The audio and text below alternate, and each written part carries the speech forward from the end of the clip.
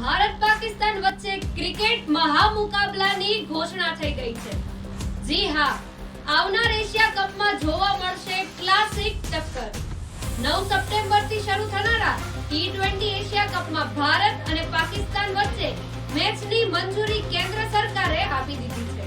રમતગમત મંત્રાલય દ્વારા જારી કરાયેલા પત્રમાં સ્પષ્ટ લખવામાં આવ્યું છે કે ભારત પાકિસ્તાન સાથે સીધી શ્રેણીમાં નહીં રમે, પણ આંતરરાષ્ટ્રીય ક્રિકેટ કાઉન્સિલ આઈસીસી અથવા એસીસી જેવી મલ્ટીનેશનલ ટુર્નામેન્ટ્સમાં બંને દેશો સાથે રમવાનું ચાલુ રહેશે।